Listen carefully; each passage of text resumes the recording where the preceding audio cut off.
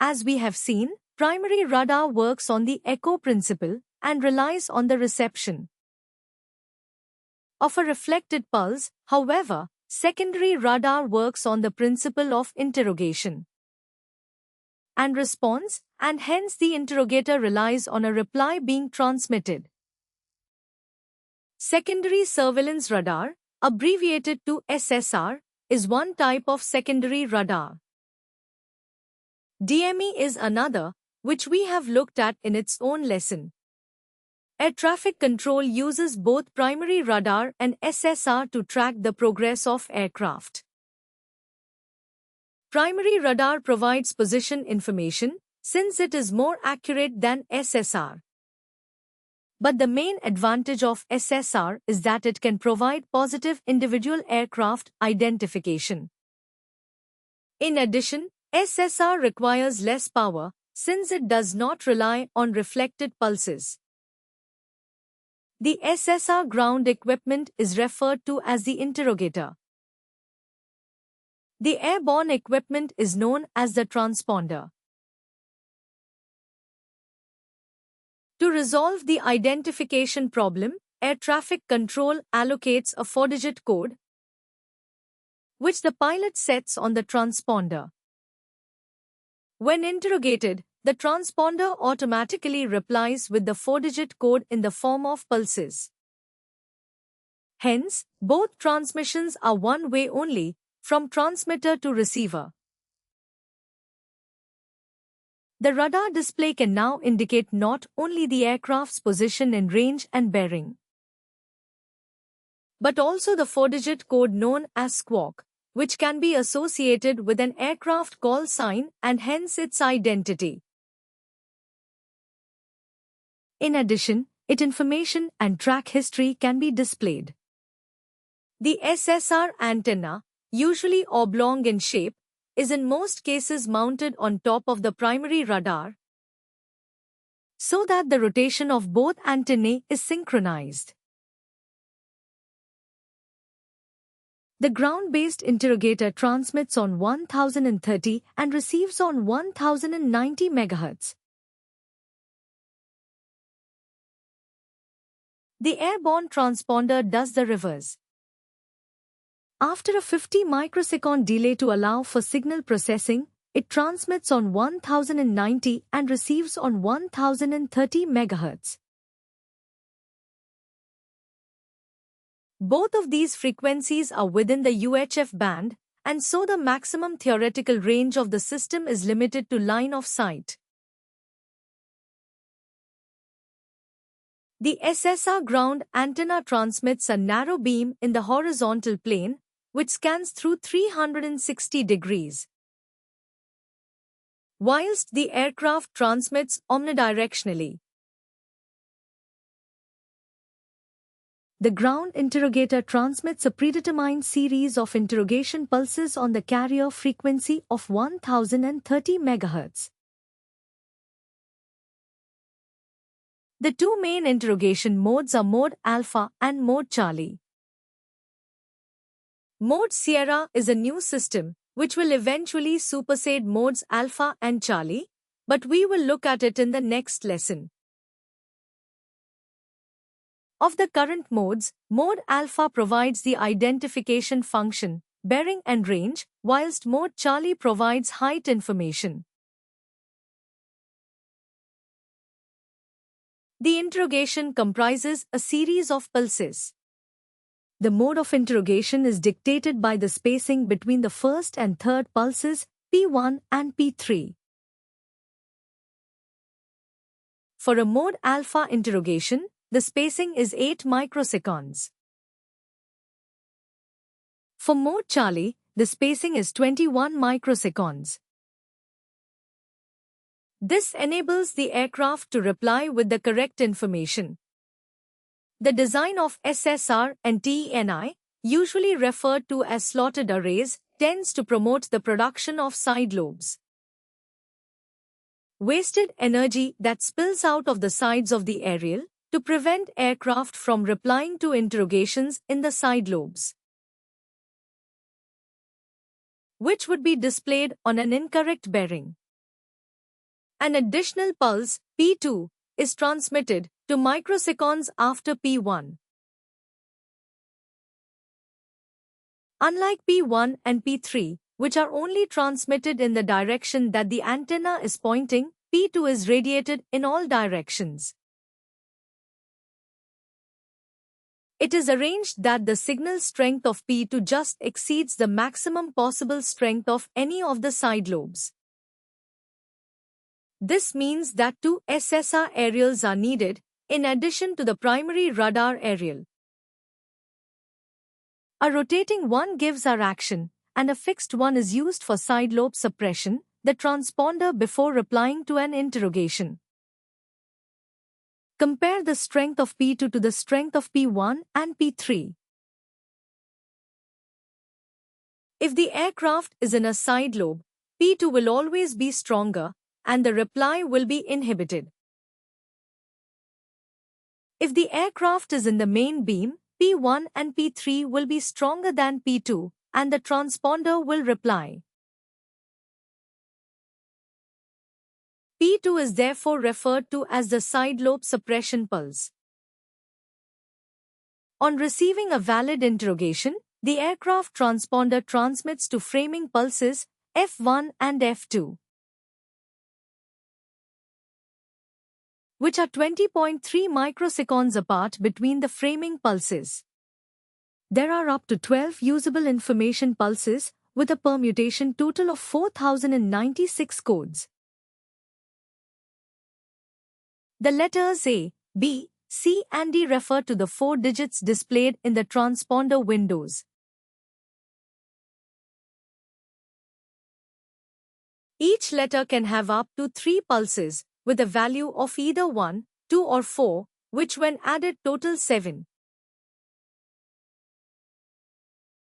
7 is the highest number used in the transponder, so all 12 pulses will only be used if the 4 numbers displayed are 7, 7, 7, 7.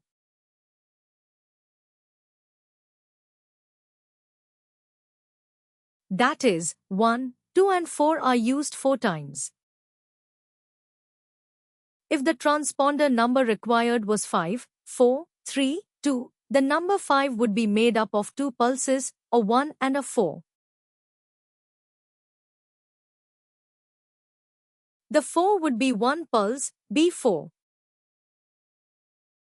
The 3 would be made up of C2 and C1 and the 2 would be 1 pulse, D2.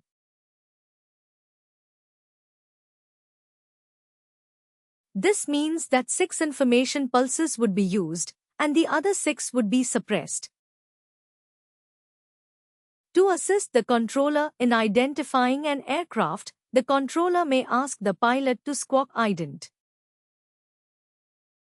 The pilot presses the ident button on the transponder, and a further pulse, called a special position identification pulse, is transmitted 4.35 microseconds after the second frame pulse.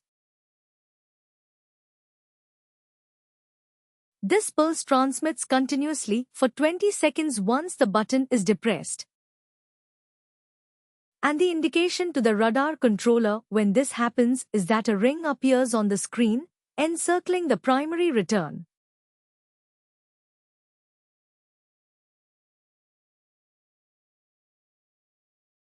The ground station interrogates simultaneously in mode Alpha and mode Charlie. Given that an aircraft will be allocated an ATC squawk, the pilot will have selected those numbers in the corresponding windows on the transponder. When interrogated, the transponder produces a series of reply pulses. When the ground station receives the mode Alpha code, it can calculate the aircraft's bearing from the ground station, but it does not know the height of the aircraft. To obtain the height of the aircraft, the ground station sends a mode Charlie interrogation, which we have seen means that pulses P1 and P3 are 21 microseconds apart. To operate in mode Charlie, the transponder must be set to Alt on the transponder function selector. The aircraft replies with 2 framing pulses and up to 12 pulses in between. The reply is in an ICAO-determined code that corresponds to its height, reference to 1013 hectopascals. Regardless of the pressure setting on the altimeter and the code selected on the transponder. The mode Charlie code is determined by an encoder, which is mechanically actuated by the altimeter's aneroid capsule and is thus independent of the altimeter's pressure setting. It is accurate to within 50 feet. The radar screen displays the aircraft's height to the nearest 100 feet. If, when asked to verify the aircraft height, the altimeter reading is more than 300 feet different from the mode Charlie reading, the pilot will be instructed to switch off mode Charlie, go to mode Alpha, and display 0000 on the transponder. In the UK and most of Europe, the limit is 200 feet.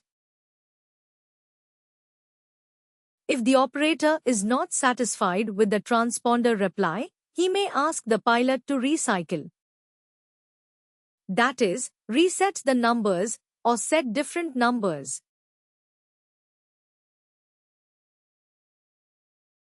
Some codes are reserved internationally for special purposes. The code 7700 indicates an emergency condition. However, if the aircraft is already transmitting a discrete code and receiving an air traffic service, the former code may be retained at the discretion of either the pilot or the controller. 7600 indicates a radio failure. 7500 indicates a hijack.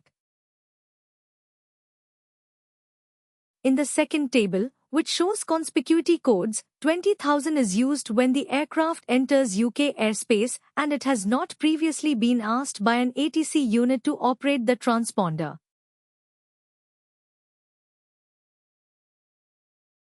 In the UK, a conspicuity code has to be used. The code 7000 in mode Charlie must be selected above flight level 100, except when given a different setting by air traffic control or one of the special codes is used.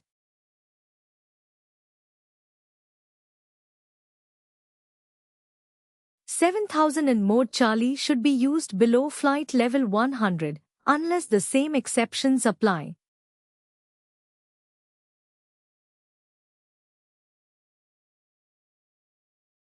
SSR has the following advantages over primary radar. It requires much less transmitting power to provide coverage up to 200 nautical miles.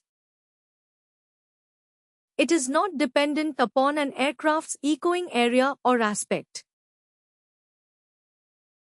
It gives clutter-free responses as it does not rely on returning reflected pulses. The target is positively identified and its code and call sign can be displayed. An aircraft's track history, speed and destination may also be displayed.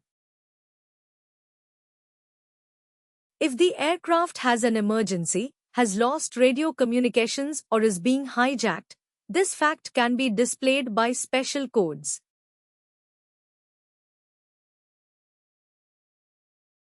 SSR also has several disadvantages. Only 4096 separate codes are available, and given the number of aircraft in current and projected use, it is not enough.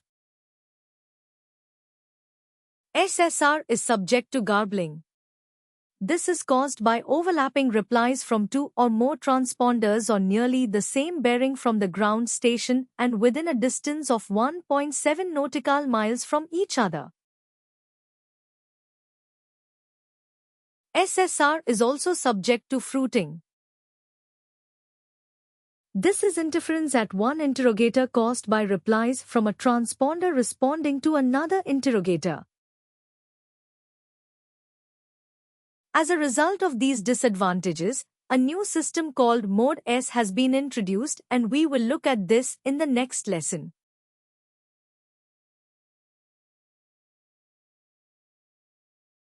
In this lesson, we have seen that secondary radar works on the principle of interrogation and response. The interrogator transmits on 1030 MHz and the transponder transmits on 1090 MHz. There is a 50 microsecond delay at the transponder. So remember to allow for this if you are asked to do any range calculations. Two aerials are required, a rotating one for direction and a fixed one for side lobe suppression. Mode Alpha is a discrete code allocated by air traffic control. 4096 codes are available. There is an 8 microsecond spacing between the P1 and P3 pulses. Mode Charlie is for altitude reporting.